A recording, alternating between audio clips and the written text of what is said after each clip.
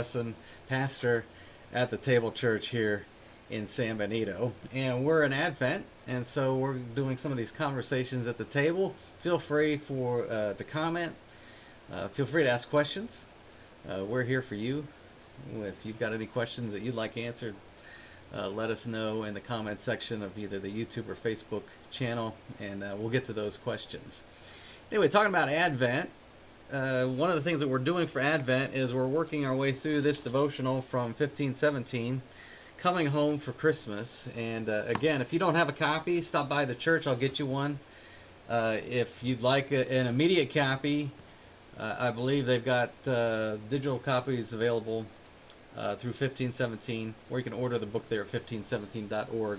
Anyway, great resource. We're working our way through the devotions at Advent. Each week there's about 5 or 6 devotions, and that will continue through until Christmas. But Advent is a season of hope, and I said a couple days ago that we were going to talk a little bit about Advent and why we do Advent and why we think about Advent, especially in an American context in which not everybody's doing Advent. Some people want to know, why do you do Advent? And we talked a little bit about last time about how this isn't really about not recognizing that Jesus hasn't come, because he has, but it is placing ourselves in a posture of waiting, not simply waiting for his first advent, but waiting for the second advent. And then that brings me to today's subject matter, and that's Advent being a season of hope.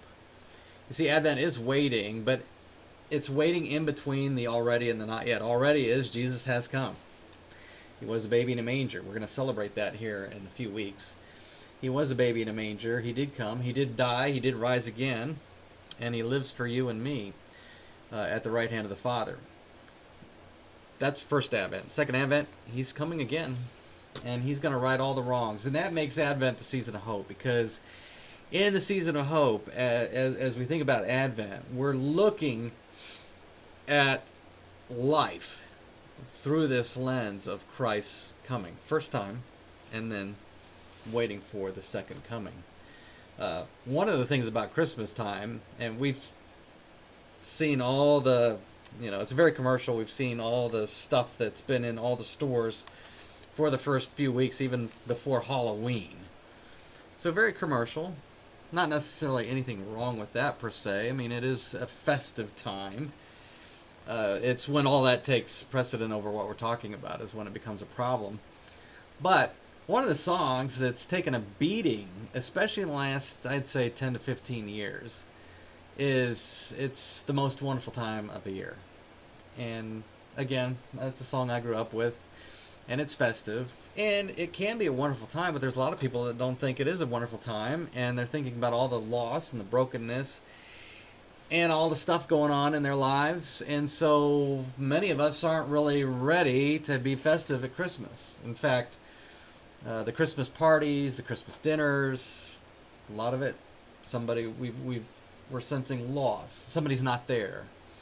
Somebody's not there either because they're now with Jesus, and so we come at these things with a sense of grief. Or fractured relationships. That's also a big deal.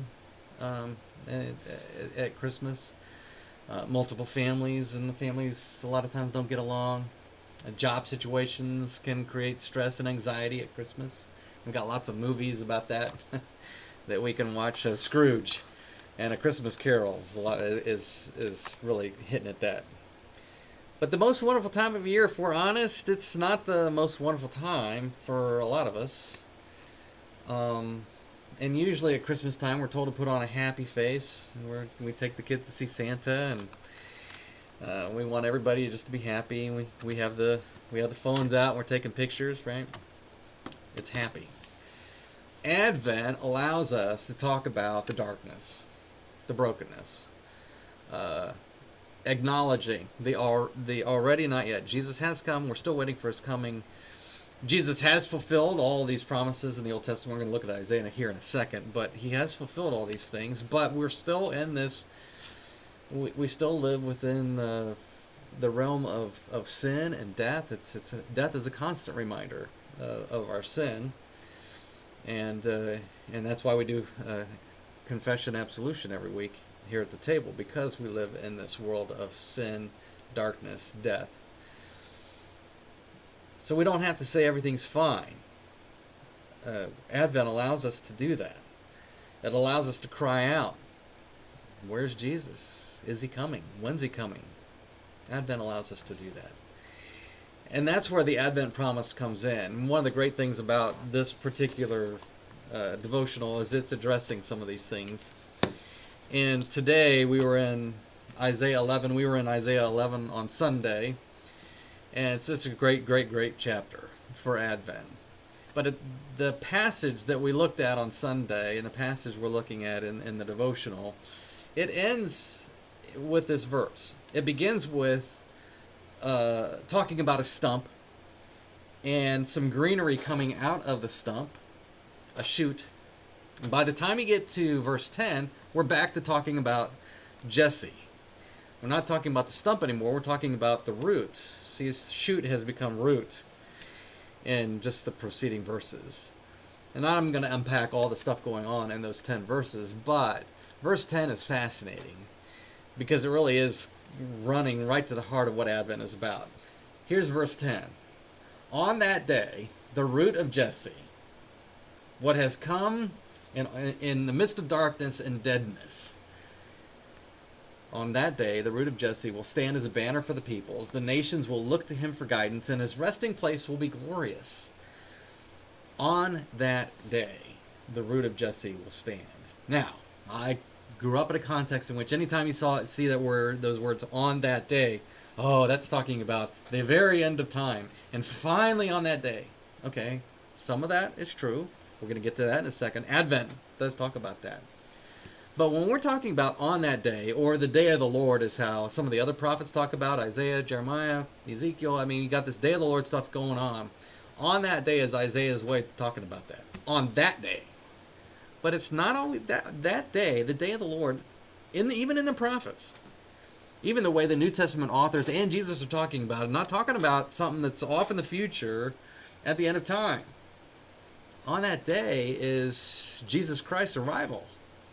On that day, it's talking about Bethlehem. It's talking about the cross. It's talking about the resurrection. On that day. See, Jesus is the subject matter of that day. So when we're talking about day of the Lord, talking about on that day, we're talking about Jesus. That day came with Jesus. It all began with Jesus. So a few weeks, we're talking about the manger. That's the arrival of the day of the Lord. He showed up. In fact, you have hints about on that day in our Christmas story. If you go down the street, there's a few of them right here in San Benito, and I got one in my neighborhood. I love it. I absolutely love it. Harry has done a great job with his yard. The nativity scene is bright. In a lot of these nativity scenes that you're going to see in yards at Christmas time, they either have a star over the manger, and that's usually a conflation of the shepherds and the wise men story, but there is this star, or there's some angels. But the star's lit up, the angels are all lit up, there's a lot of brightness, and that's coming from both Matthew 2 and Luke 2. This idea of brightness coming into the darkness. On that day, the arrival of the one who is bringing all things to a grand conclusion, he shows up on that day. That's the manger. So we have a star, we have angels, lots of brightness. That's the Lord's presence, what we call the Shekinah glory, a fancy theological term, on that day. But that's hope. See, that's hope. On that day, the root of Jesse, Jesus himself, is arriving as a banner for the people. It's a signal. Now, some translations call it signal. But Jesus is the signal to look for. He is the banner. He is the victory symbol that we're looking for. And he's the one. It's not our banner. You know, if you look at my life is nothing. There's nothing banner about it. You see, the banner is first the manger. The banner is the cross. That's the banner. That's the banner in Isaiah 11:10. The manger, the cross. You see, that's all addressing a world that is broken And into the brokenness comes this root of Jesse, Jesus himself. You see, we look at our lives and it's broken everywhere. You got, the marriage that didn't make it. You have a job that went away. And our faith goes up and down, and sometimes it seems to go missing. Advent is when the church points to that root, points to that day, and says, you know what? The world is broken. Jesus came.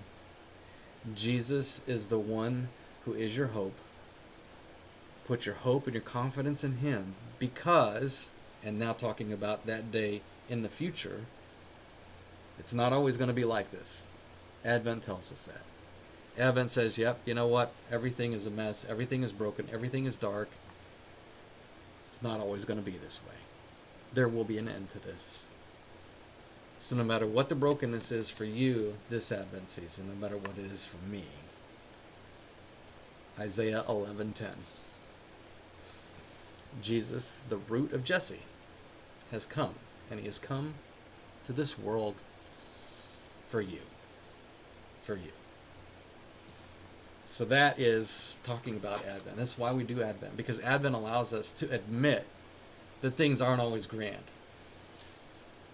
That things aren't always what they should be. But there is hope. There is grace in the midst of all this through the root of Jesse. So that's our conversation at the table for today. A couple of events. We're going to spend an hour next week on Wednesday evening. I encourage you, please, set this time aside. 1 hour on Wednesday, 6 o'clock. We're going to do our Blue Christmas here at the table.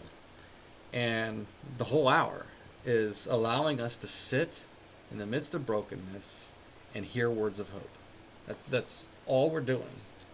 So whether you're dealing with grief, whether you're dealing with a broken relationship, whatever it is, I encourage you, take some time, put it on your calendar, mark your calendar, 1 hour on Wednesday evening next week. We'll do Blue Christmas, and I promise you it'll be an encouragement to you.